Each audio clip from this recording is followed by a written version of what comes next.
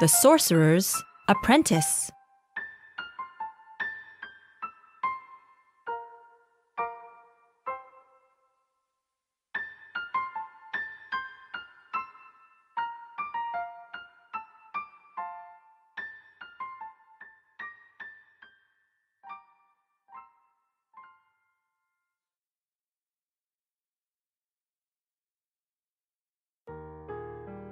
In a forest deep in the mountains lived a sorcerer and his young apprentice. Every day, the boy worked hard learning how to create magic so that he too could become an accomplished sorcerer as soon as possible. One morning, the sorcerer had to go out, and before leaving, he assigned a chore for the boy to do. Carry water from the well and fill the bathtub. It must be done before I return.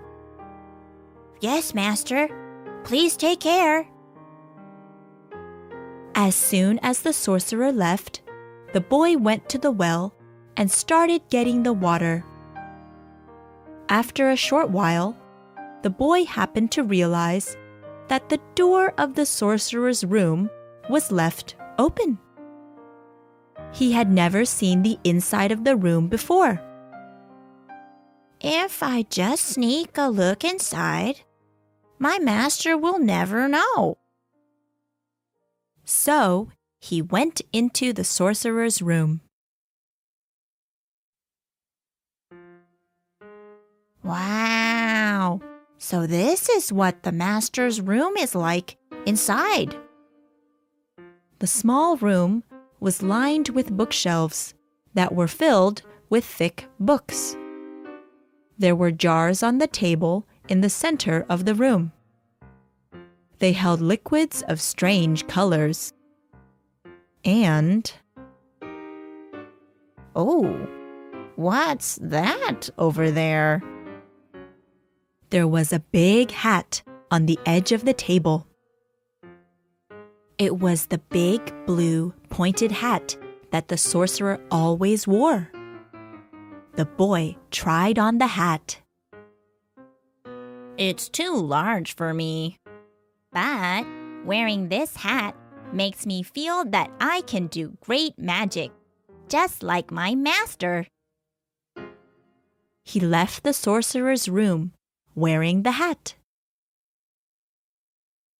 Well, first I'll get that broom to carry water for me. The boy pointed at a broom that was leaning against a wall. Move, broom! He tried ordering the broom like this before, and it never worked at all. But today was different. The broom sprouted arms. Wow! It's moved! This is great! The broom picked up the buckets with its arms, went outside, and hopped toward the well in the forest. This is much easier. Well, broom, I'm leaving this chore to you. The boy sat down in a big chair that the sorcerer always used. The chair was very comfortable, so in no time at all, the boy fell asleep.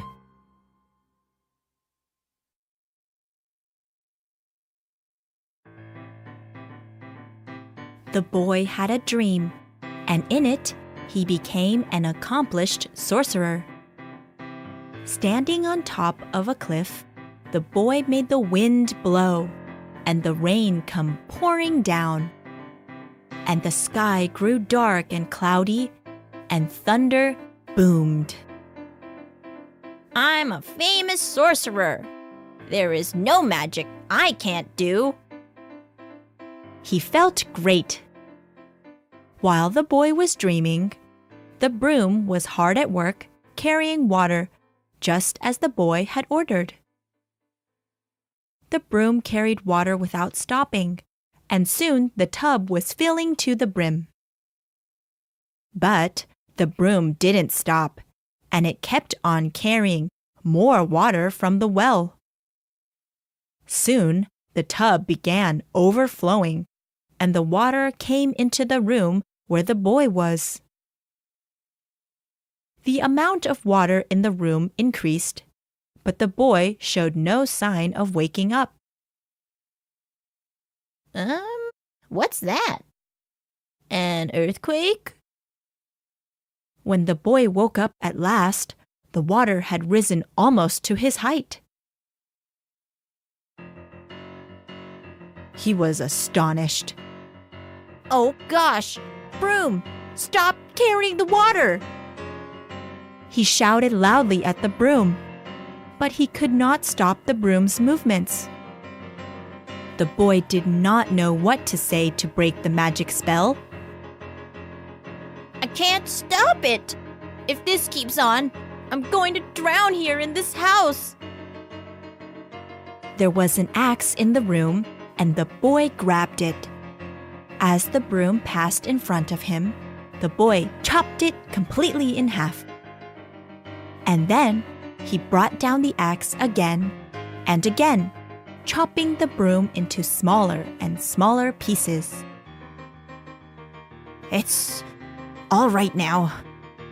But wait a minute. What's this? Each small piece of the broom changed into a new, small broom, and these new brooms began carrying water. Immediately, the room was filling up with water, almost to the ceiling. I'm done for. Help me.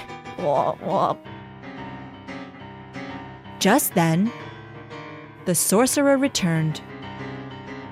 What's this? The sorcerer pointed at the brooms that were still carrying water. Brooms, stop! Water, go back! As soon as he said this, the small brooms turned back into one broom, and the water in the room vanished. The sorcerer took the hat away from the boy. What's going on here? Well, it's... When the boy looked away, he saw that the bathtub was only half filled with water. Master, I'm going to get water from the well. The boy picked up the bucket that was at his feet and quickly dashed out of the house.